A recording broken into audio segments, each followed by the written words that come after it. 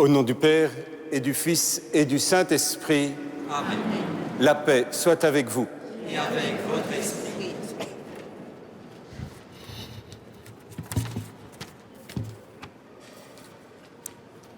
En 1836, Anne-Marie Eugénie Miret avait 19 ans, comme certains d'entre vous, quand elle entra dans cette cathédrale pour écouter une des conférences du carême de cette année-là. Elle affirme que sa conversion date de ce jour. Oui, à l'écoute du Père Lacordaire, le Seigneur a ouvert Marie-Eugénie à l'immensité de son amour, comme il le fit lors de sa première communion en l'église Sainte-Sécolène à Metz. Il l'a appelée à se mettre au service de l'Évangile au cœur du monde. Vous connaissez la suite de l'histoire de Sainte Marie-Eugénie, sa rencontre avec l'abbé Combalo et Kate O'Neill, qui allait devenir Mère Thérèse Emmanuel. La fondation de la congrégation le 30 avril 1839 à la rue Férou, leur chemin d'amitié et leur vie donnée au Christ pour l'extension du royaume de Dieu. Ce soir, nous venons rendre grâce à Dieu pour ces deux femmes qui, grâce à leur soif d'absolu, leur ouverture et leur disponibilité, se sont laissées guider par Dieu. À travers l'Assomption dont nous sommes heureux d'être héritiers et héritières, il a achevé le projet commencé en elles. Par la célébration du bicentenaire de leur naissance, offrons à Dieu le cadeau de nos cœurs ouverts et prêts à correspondre à son rêve sur chacun de nous. Joyeux anniversaire de Sainte Marie-Eugénie et bonne célébration à tous.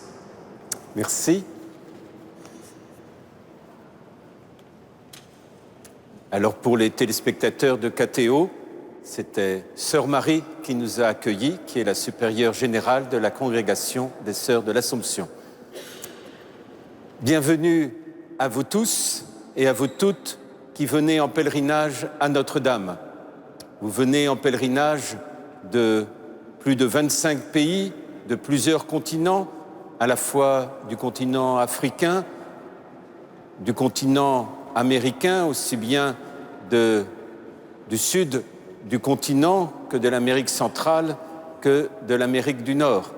Vous traversez toute l'Amérique et, à ce titre, vous êtes comme un signe du choix de Panama pour les prochaines journées mondiales de la jeunesse qui veulent rassembler l'ensemble du continent américain avec les jeunes du monde entier pour, autour du Saint-Père, célébrer le Christ et nous enraciner dans le Christ, notre Seigneur. En célébrant ici le bicentenaire de la naissance de Mère Marie-Eugénie et de Mère Thérèse Emmanuel, nous célébrons non pas un anniversaire du passé, mais nous célébrons la puissance de l'avenir que vous avez à construire, vous jeunes, attachés aux sœurs et à la congrégation de l'Assomption. Quel avenir voulez-vous construire? Et comment cet avenir est fidèle à ces cofondatrices de cette congrégation? Ici, elles se sont laissées saisir par la prédication du Père Lacordaire. Et tout à l'heure, vous pourrez regarder cette plaque au pied de la chaire de Notre-Dame, où justement nous faisons mémoire de cette écoute de la parole, telle que le Père Lacordaire a su la proclamer pour rejoindre le cœur de ces deux sœurs. Que voulez-vous faire? Si vous ne prenez pas de risques, vous ne ferez rien. Si vous n'osez pas l'aventure, vous ne connaîtrez pas la plénitude. La plénitude d'une vie, c'est de oser cette aventure, d'oser se dépasser, oser se donner à l'autre, oser mettre l'autre au cœur de sa vie, oser la miséricorde dans un monde de violence, de vengeance et de boucs émissaires. Alors au début de cette Eucharistie, nous allons oser cette miséricorde, non pas d'abord pour la donner, mais pour être capable de la recevoir pour soi-même, pour être capable de la partager au monde, pour que le règne de Dieu se propage.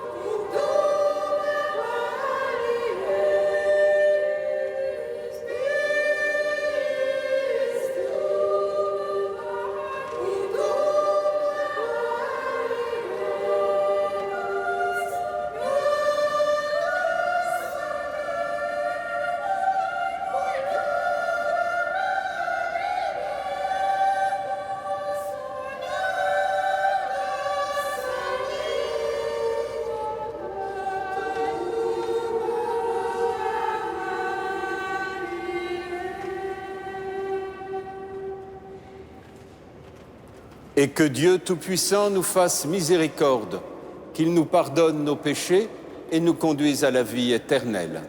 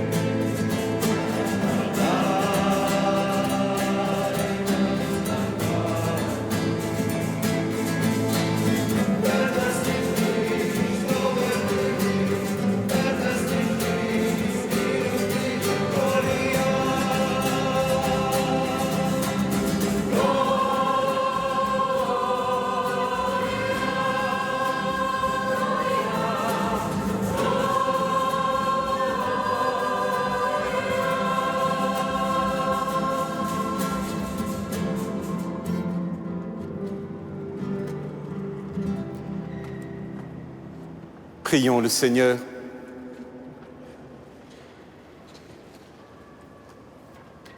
Grâce à ton infinie bonté, Seigneur, Sainte Marie-Eugénie et Sainte Thérèse Emmanuel ont su annoncer à leurs sœurs et à leurs frères la richesse insondable du Christ. À leur prière, accorde-nous de mieux te connaître, de porter du fruit par toute notre vie et de marcher en ta présence à la lumière de l'Évangile, par Jésus-Christ notre Seigneur et notre Dieu, qui vit et règne avec toi, Père, dans l'unité de l'Esprit Saint, un seul Dieu, hier, aujourd'hui et dans les siècles des siècles.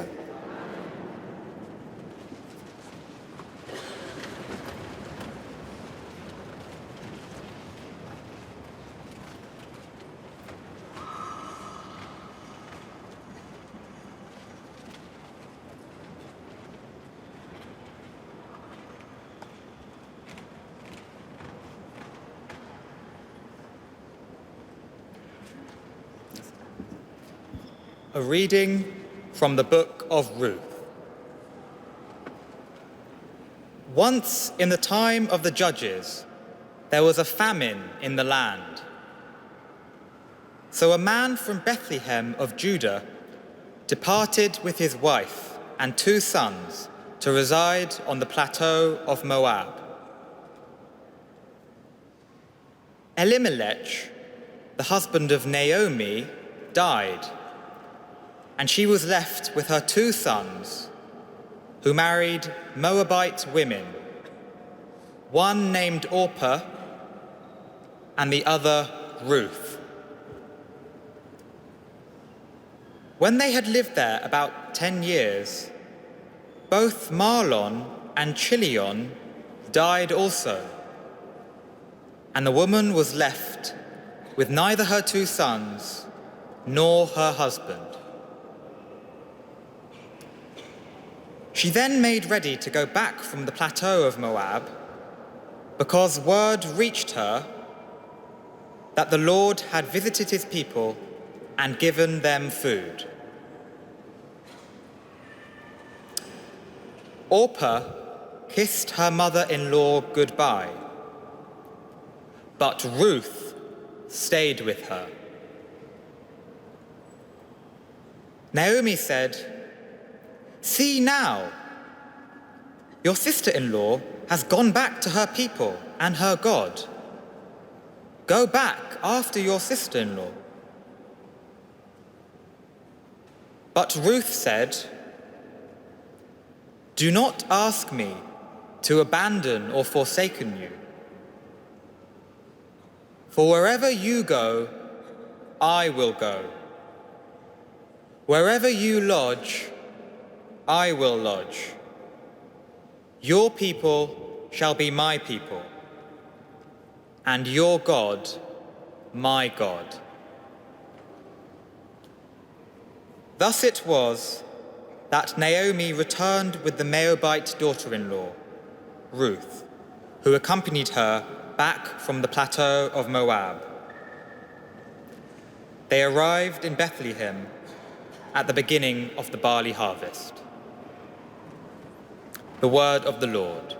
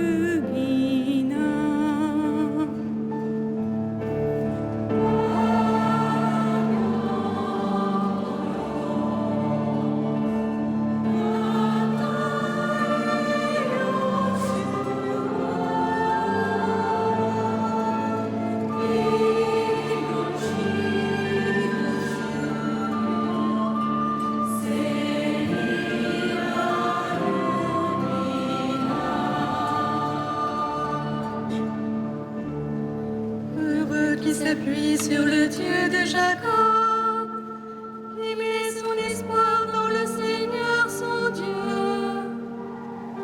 Lui qui a fait le ciel et la terre, et la mer et tout ce qu'il renferme.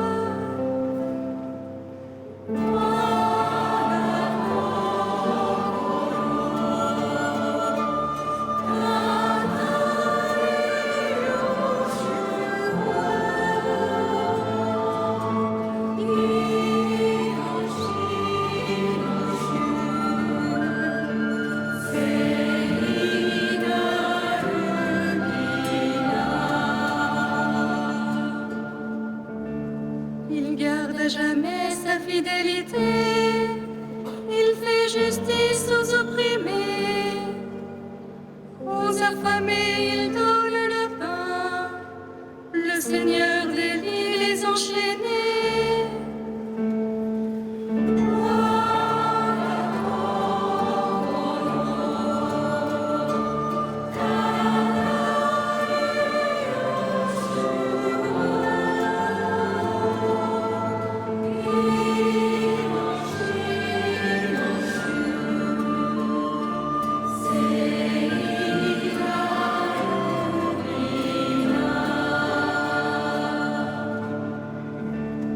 Le Seigneur ouvre les yeux des aveugles, le Seigneur redresse les accablés, le Seigneur aime les justes,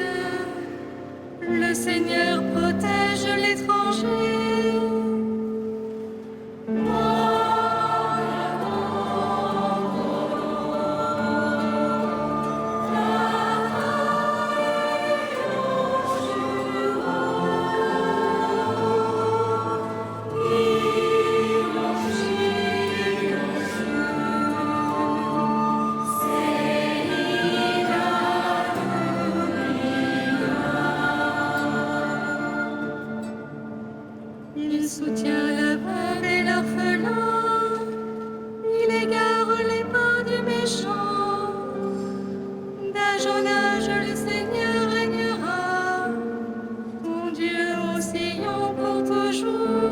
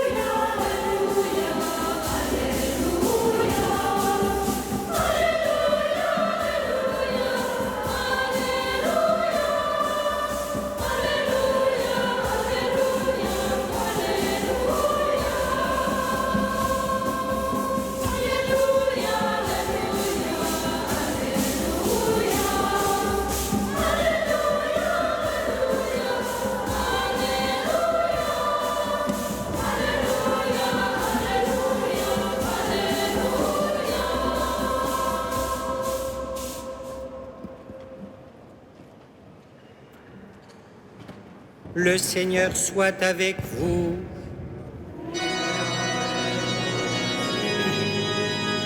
Évangile de Jésus-Christ selon saint Matthieu.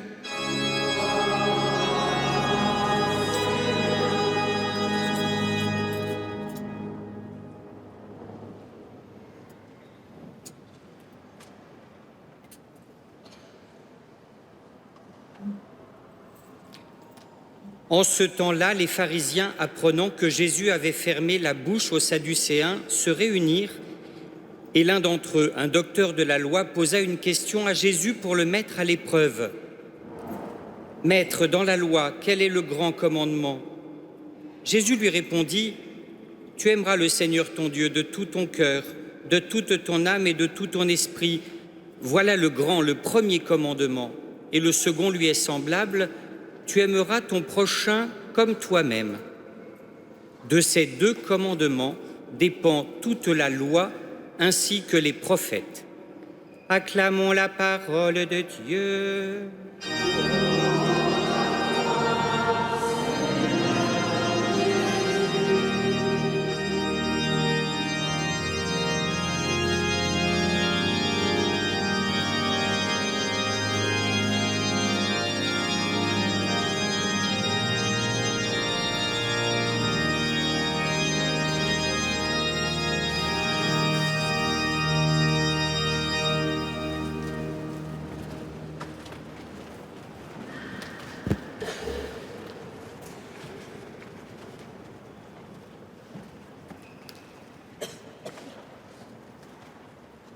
Vous êtes donc venus en pèlerinage de bien des pays différents. Le pèlerinage aujourd'hui, ce n'est pas se déplacer d'un pays à un autre, même si l'aventure du déplacement d'un pays à un autre est plutôt l'aventure d'avoir le visa que d'arriver et que d'aller dans un autre pays. Le pèlerinage, le déplacement que vous avez fait est le signe et l'appel d'un autre déplacement, un pèlerinage à l'intérieur de votre vie. Un pèlerinage intérieur pour aller goûter à la présence de Dieu, la présence de Jésus au milieu de vous, au cœur de votre existence, au cœur de votre vie.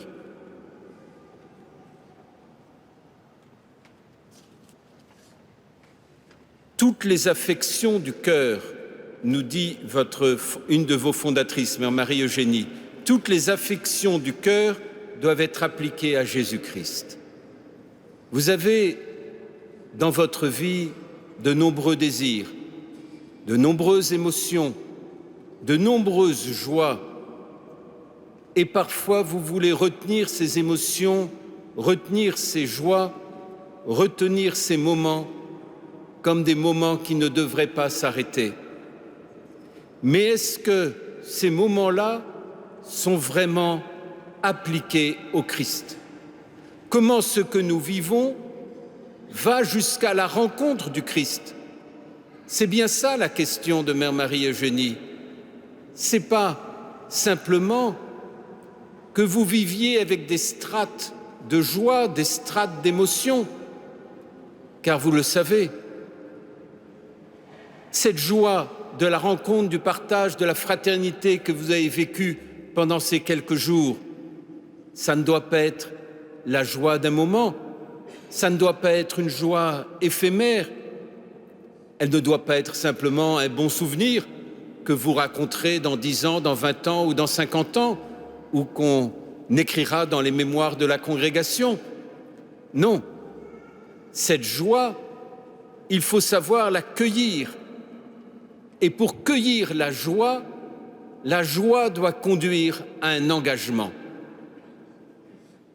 Il n'y a de joie cueillie que si cette joie conduit et amène à un engagement véritable.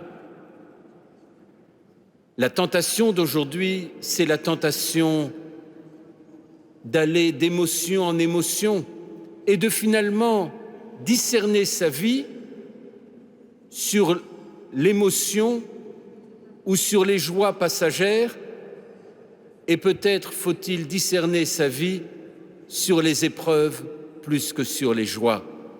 Les joies sont données par Dieu, les épreuves sont le point de passage où Dieu élargit notre cœur pour nous apprendre à croire en l'amour. C'est cette foi en l'amour qui est comme la découverte de nos deux confondatrices. C'est comme ça qu'elles ont découvert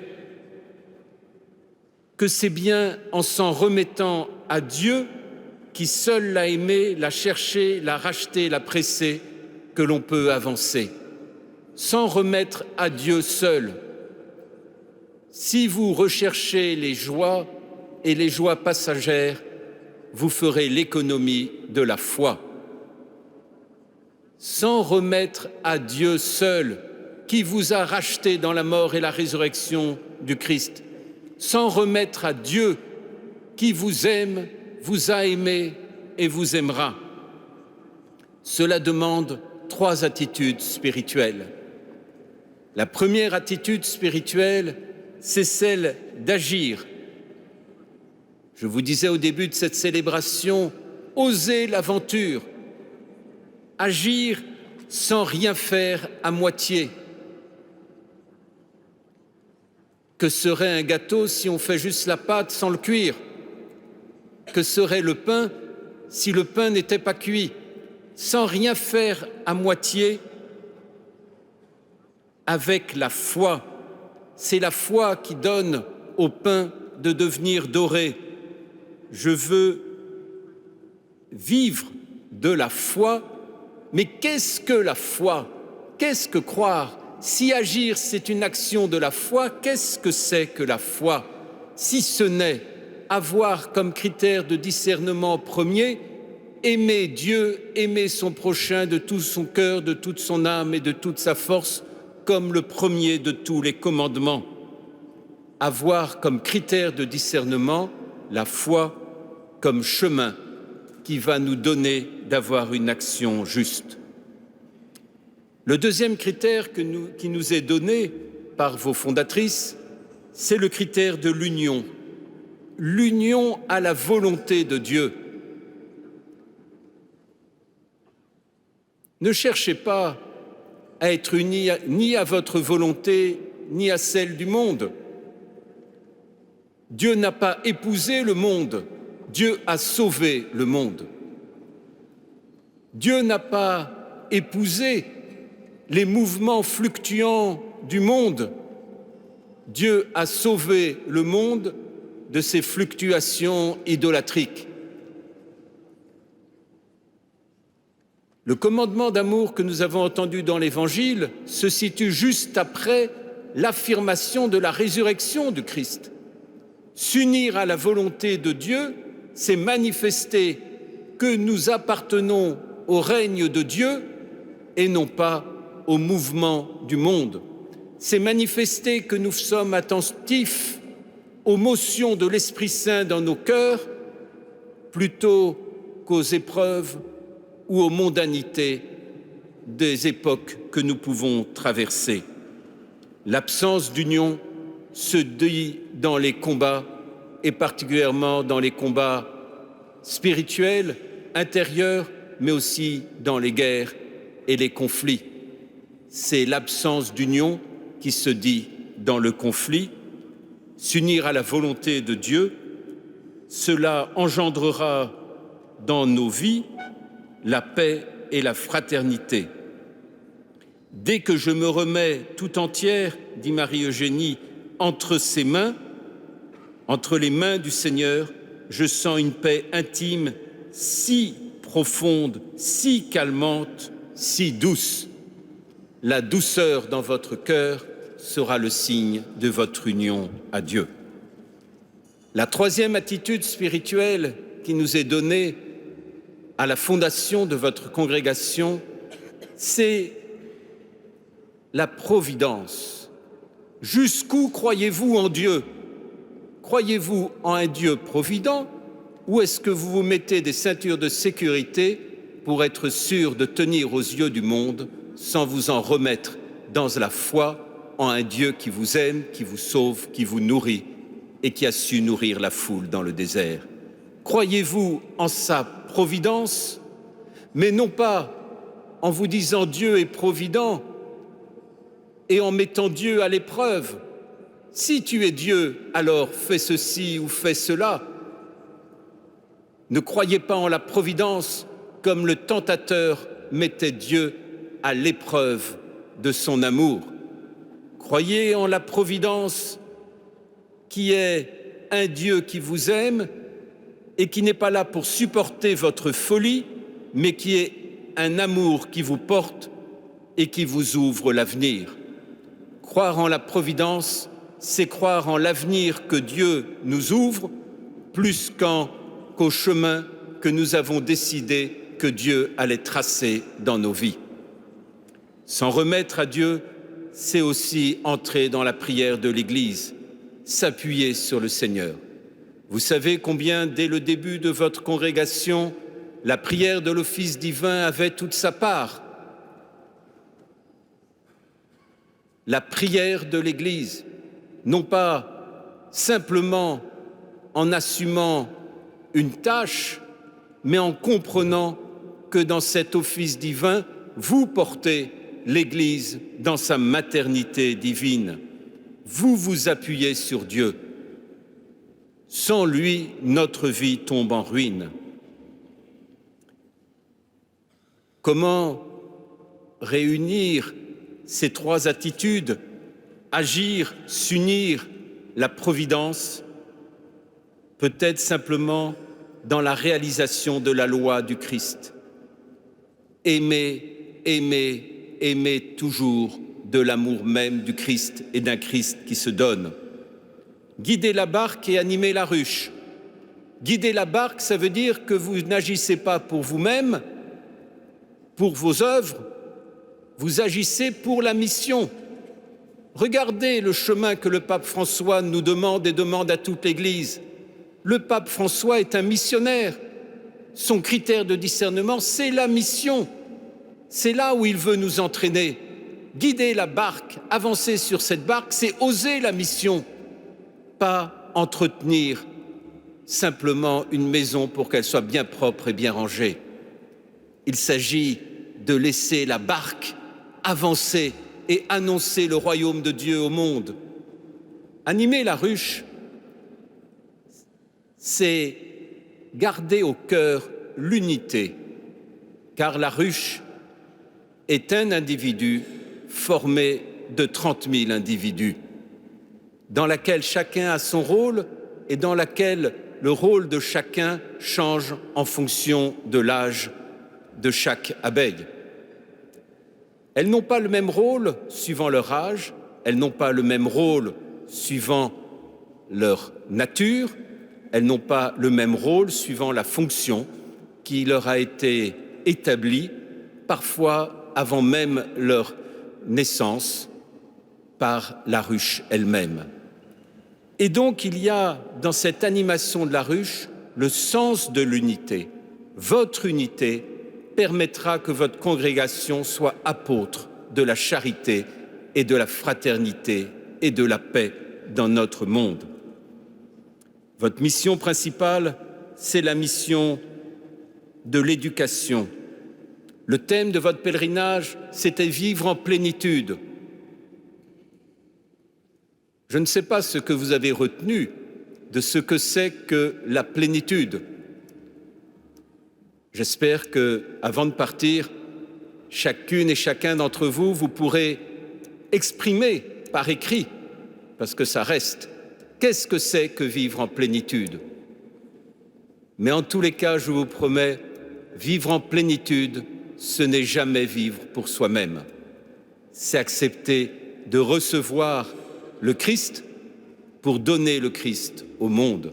C'est accepter de faire grandir le règne de Dieu pour que la gloire de Dieu, son amour, ou si je traduis gloire et amour en hébreu, sa kabote, puisse peser sur le monde et entraîner le monde vers le Père. Puissiez-vous alors, en ce bicentenaire de la naissance de vos fondatrices, être apôtres de cette paix, apôtres du règne de Dieu, en faisant croître sans cesse la gloire du Seigneur là où vous êtes et là où Dieu vous appelle.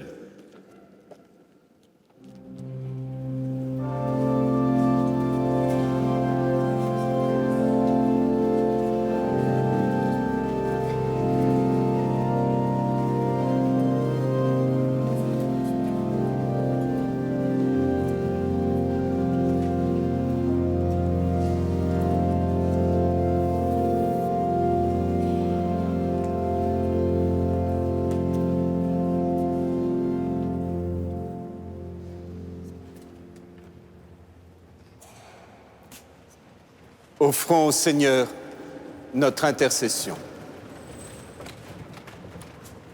Te pedimos, Señor, por nuestra Iglesia, que bajo la guía comprometida, gozosa y cercana del Papa Francisco, siga orientando nuestro camino, por todos aquellos que tienen responsabilidad en ella y por todos los cristianos a quienes llamas hoy a anunciar tu palabra, particularmente por quienes viven su fe en contexto de persecución.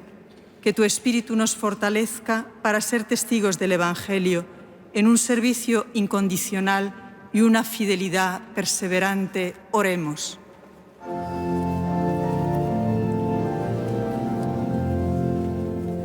Dieu de justice et de paix, que ton règne vienne. Dieu de justice et de paix, que ton règne vienne.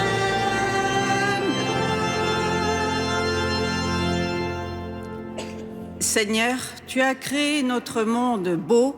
Or, le désordre est trop souvent là.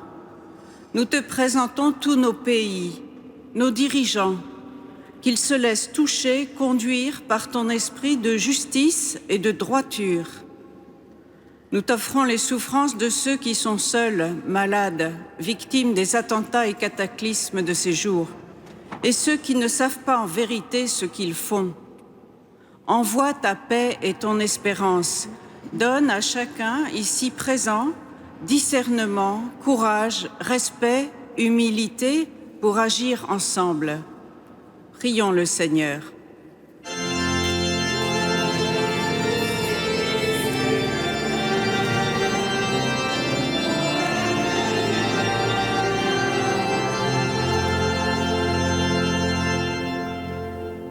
We pray for our congregation, the religious of the Assumption all over the world.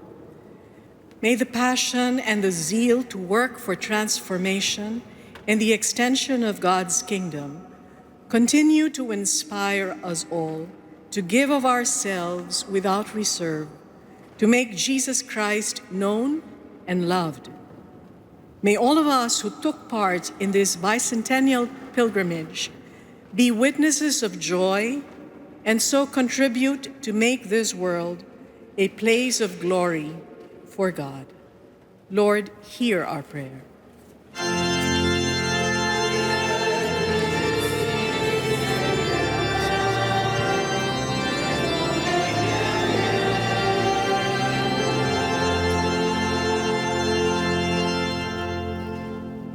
Dieu notre Père entend les prières qui montent de nos cœurs.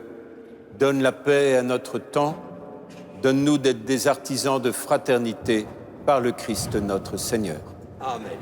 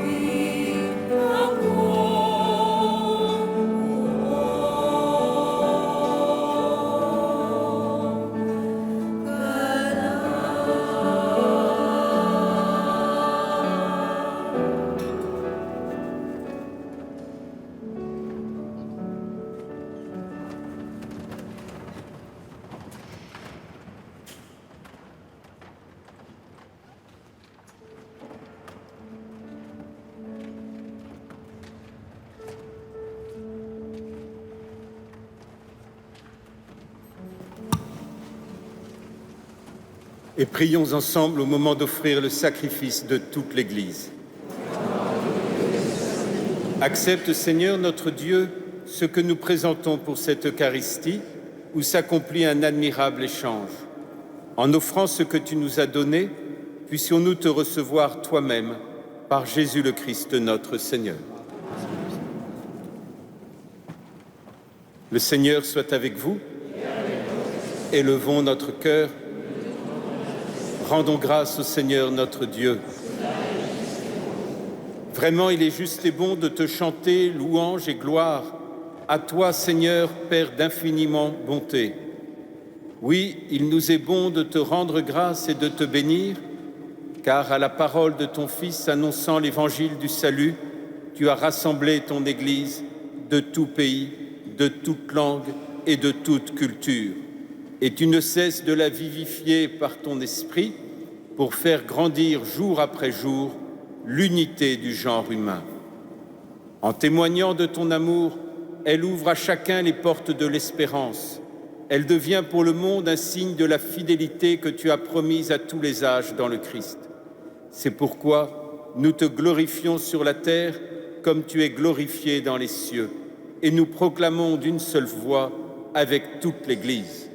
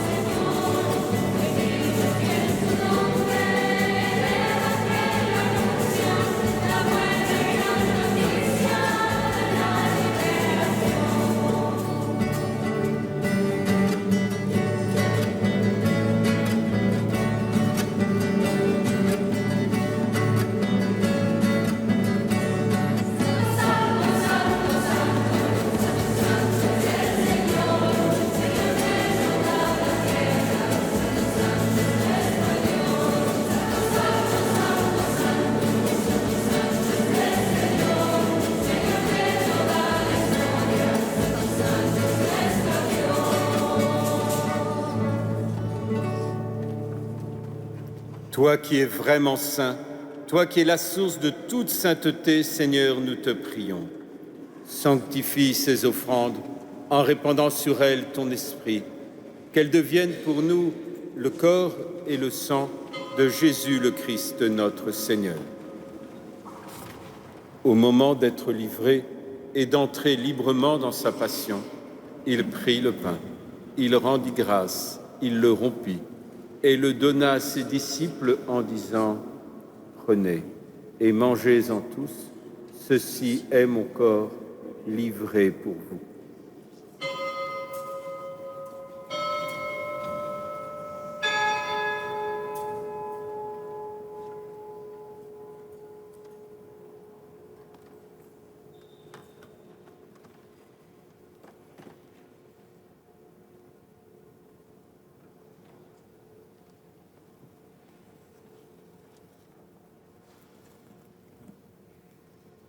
De même, à la fin du repas, il prit la coupe. De nouveau, il rendit grâce et la donna à ses disciples en disant « Prenez et buvez-en tous, car ceci est la coupe de mon sang, le sang de l'alliance nouvelle et éternelle, qui sera versé pour vous et pour la multitude en rémission des péchés. Vous ferez cela en mémoire de moi. »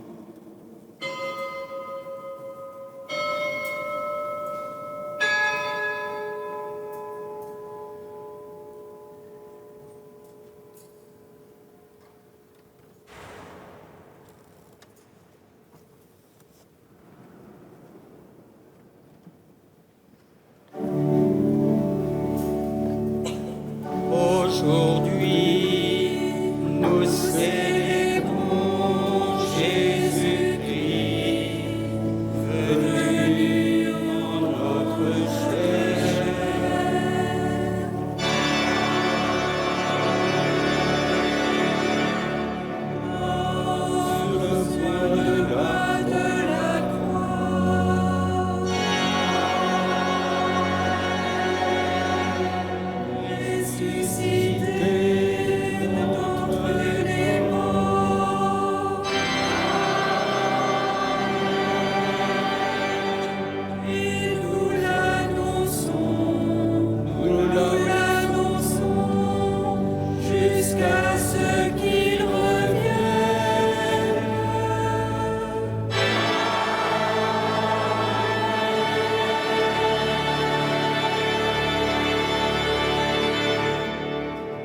faisant ici mémoire de la mort et de la résurrection de ton Fils, nous t'offrons, Seigneur, le pain de la vie et la coupe du salut, et nous te rendons grâce car tu nous as choisis pour servir en ta présence. Humblement, nous te demandons qu'en ayant part au corps et au sang du Christ, nous soyons rassemblés par l'Esprit Saint en un seul corps. Souviens-toi, Seigneur, de ton Église répandue à travers le monde. Fais-la grandir dans ta charité avec le pape François, notre évêque André, et tous ceux qui ont la charge de ton peuple.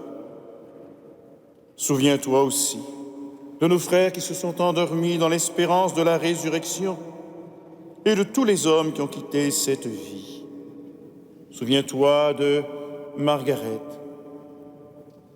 Reçois-les dans ta lumière auprès de toi.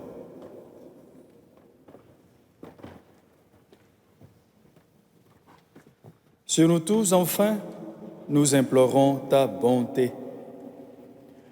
Permets qu'avec la Vierge Marie, la bienheureuse Mère de Dieu, Saint Joseph, son époux, avec les apôtres, Saint Louis, Sainte Eugénie, et les saints de tous les temps qui ont vécu dans ton amitié, nous ayons part à la vie éternelle et que nous chantions ta louange par Jésus-Christ, ton Fils bien-aimé.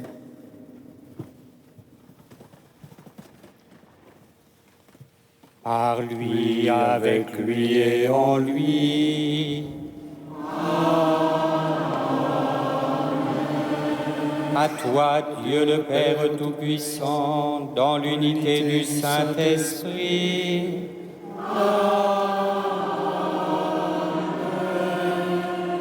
Tout honneur et toute gloire pour les siècles des siècles.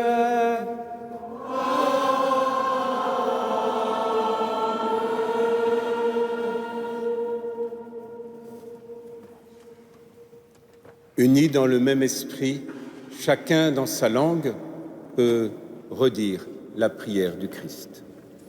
Notre Père, qui es aux cieux, que ton nom soit sanctifié, que ton règne vienne, que ta volonté soit faite sur la terre comme au ciel. Donne-nous aujourd'hui notre pain de ce jour. Pardonne-nous nos offenses, comme nous pardonnons aussi à ceux qui nous ont offensés, et ne nous soumets pas à la tentation, mais délivre-nous du mal. Délivre-nous de tout mal, Seigneur, et donne la paix à notre temps.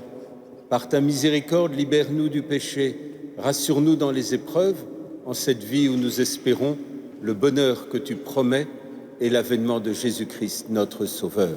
À toi qu'appartiennent le règne, la puissance et la gloire pour les siècles des siècles. Seigneur Jésus-Christ, tu as dit à tes apôtres, « Je vous laisse la paix, je vous donne ma paix. » Ne regarde pas nos péchés, mais la foi de ton Église. Et pour que ta volonté s'accomplisse, donne-lui toujours cette paix et conduis-la vers l'unité parfaite, toi qui règnes pour les siècles et des siècles. Amen. Que la paix du Seigneur soit toujours avec vous. Et dans la charité du Christ, donnez-vous cette paix.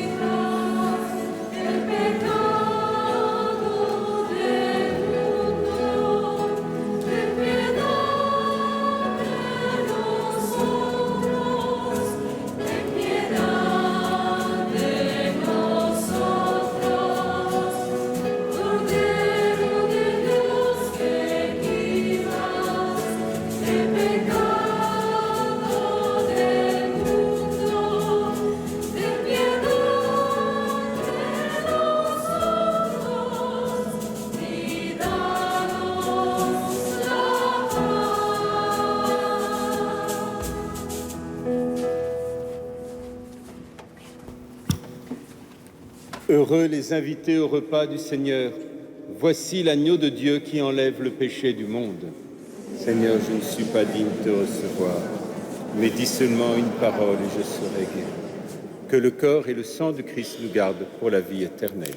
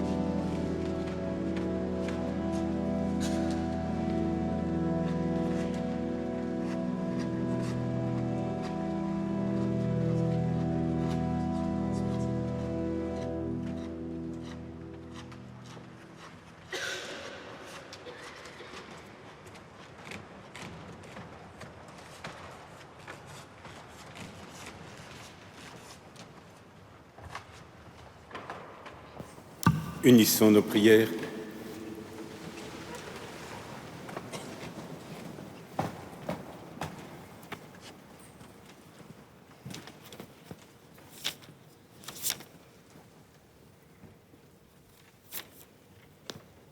Par cette Eucharistie, Seigneur, tu nous as unis davantage au Christ et nous te supplions encore.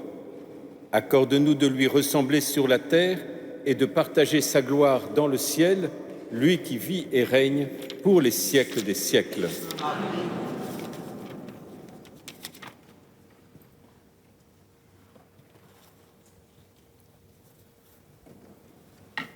Le Seigneur soit avec vous. Que Dieu Tout-Puissant vous bénisse, le Père, le Fils et le Saint-Esprit. Et bon chemin sur votre pèlerinage, continuez la route. Il n'y a jamais de point d'aboutissement dans un pèlerinage, donc ne vous demandez pas si vous êtes arrivé. Sachez que vous avez encore du chemin devant vous et que quand vous croirez arriver, c'est que vous faites une erreur. Il y a encore du chemin. Notre but, l'arrivée, c'est toujours dans la Jérusalem céleste, auprès de Dieu. Donc on a encore de la route. Alors, allez dans la paix du Christ.